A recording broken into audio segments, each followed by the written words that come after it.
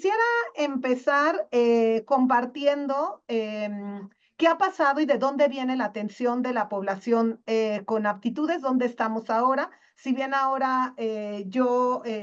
cambio de trinchera y estoy desde el mundo académico, pero también sobre todo de la ONG, de la sociedad civil que nace desde una universidad, en este caso desde nuestra universidad, la UNAM. Generamos una propuesta a partir de la iniciativa de dos físicos nucleares para poder abrir espacio para niños, niñas, jóvenes que les guste la ciencia y sostener este espacio, ¿no? Y en ese sentido, pues contribuimos con la política pública y nos da mucho gusto seguir siendo parte y ser parte activa de las políticas públicas que estamos realizando. Entonces, desde ahí quisiera compartirles los retos, un breve análisis de dónde estamos. Esto es mucho el trabajo de las maestras y los maestros de educación especial, de los servicios de educación especial y lo que hemos podido compartir y lo que hemos podido conversar y analizar, ¿no? Entonces, la atención de los sobresalientes como política pública en México viene de los 80, finales de los 80, con el proyecto CAS, ¿no? Cuando la atención a la población, digamos, con alguna necesidad, con alguna cuestión extraordinaria, estaba pensada desde un modelo más médico, desde un modelo más de atención especial, ¿no? Entonces teníamos escuelas para sordos, escuelas para ciegas y ciegos, escuelas para personas con discapacidad intelectual, ¿no? Y en esa lógica, la atención del sobresaliente está como CAS, ¿no? Como un espacio que, si bien no era una escuela específica, porque en ese momento no se pensó de esa manera, sí tenía que estar fuera del aula. Entonces se crean las aulas CAS dentro de las escuelas públicas y se genera el proyecto de capacidades y aptitudes sobresalientes, que es donde acuñamos este término en México, ¿no? Este proyecto tenía un maestro, una maestra CAS, que era quien entraba a las aulas para identificar y después atendía. Una vez que llega el Acuerdo Nacional para la Modernización de la Educación Básica, en el 92 se empieza a repensar un poco cómo debería de trabajarse en la educación especial. Y es entonces cuando empezamos los inicios de lo que llamamos la integración educativa, es decir, atender a niños y niñas con necesidades educativas especiales, como fueron nombradas en ese momento, dentro de las escuelas, ¿no? Y en esa lógica se empieza a legislar cómo debía ser la atención de estas niñas y estos niños, y entra en el artículo 41 de la Ley General de Educación. Ahora esta ley se ha reformado y ya no estamos en este artículo, estamos en el 67, pero justamente buscamos pensar cómo plasmar en nuestro máximo instrumento legal o nuestro instrumento normativo la necesidad de atender tanto a la población con discapacidad como a la que tiene aptitudes sobresalientes. Y así fue que empieza el proyecto de integración educativa una vez legislado,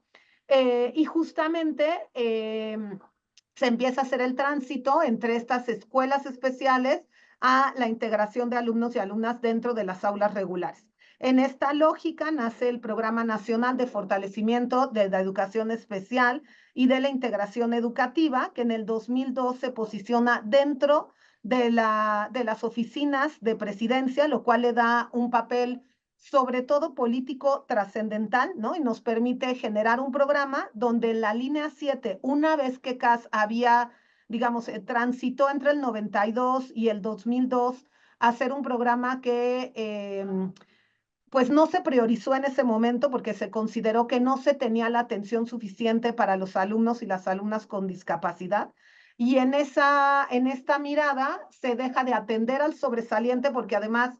los servicios de educación especial que nacen en este momento se priorizaron para la población con discapacidad y se dejan o se pierden las aulas, ¿no? Entonces los maestros y las maestras CAS pertenecen ahora a los servicios y se dedican más a la atención de la población con discapacidad y se deja en pausa la atención de la población con aptitudes sobresalientes hasta que en el Programa Nacional en el 2002, en la línea de acción número 7, se trabaja el tema de los sobresalientes y empieza un proyecto de investigación único en el mundo donde las y los grandes especialistas en ese momento, aquí vamos a escuchar a la doctora Dolores Valadez, que fue una de las tres principales expertas en el país que ayudaron junto con maestros y maestras de educación básica, de educación regular y las autoridades educativas de 3 estados a pensar la propuesta de intervención a partir de lo que había sucedido en CAS y de la nueva lógica que teníamos o la nueva configuración que llevaba la integración educativa con la conformación de servicios de educación especial que están hechos para apoyar a las escuelas. Es decir, el servicio de educación especial se centra como un equipo especializado con una mirada mucho más holística en poder apoyar a escuelas que puedan integrar a tanto alumnos con aptitudes sobresalientes como a las personas con discapacidad, ¿no? Se crean también los centros de atención múltiple, donde se prioriza la atención de aquellos alumnos que no pueden ser integrados de manera inmediata o que por sus condiciones tendrían una necesidad de una atención específica y los servicios de orientación que igualmente ayudan a poder atender dentro de las escuelas. Esta propuesta de intervención se piensa bajo esta lógica, se trabaja entre 2003 y 2006, se publica en 2006, se generaliza en 2007 y en 2007 se empieza a valorar qué ha pasado o cómo se va implementando, ya no en 3 estados y con 2,000 alumnos, sino a nivel nacional y con la población que en este momento queríamos abordar, que justamente partimos de una mirada, de un modelo sociocultural que abre, digamos,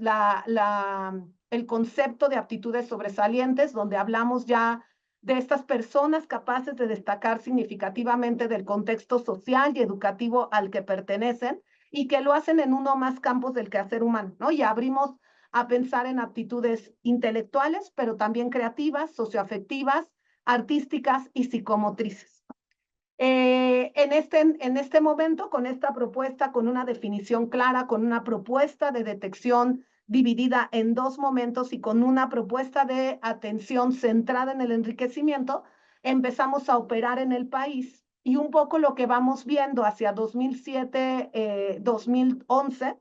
en una valoración muy profunda de qué pasaba, era la cuestión de cómo se hacía la detección. Ahí no me voy a meter, la doctora Valadez ahondará mucho más en este espacio o en este momento, primer momento de la atención, que es fundamental.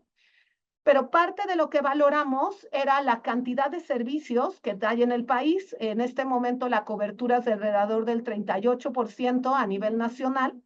Y esto hace que la cobertura de las escuelas sea pues ni siquiera de la mitad, ¿no? Y estos servicios trabajan para 2 poblaciones que en sí son complejas y que requieren de una atención y digamos, de un esfuerzo que tenemos que valorar para poder dar la mejor respuesta educativa. Con esta mirada se prioriza y se empiezan a generar diferentes estrategias para poder mejorar los procesos de identificación de la población. Y empezamos entonces a partir de 2011, ahora les platico un poco los modificaciones muy genéricas, porque les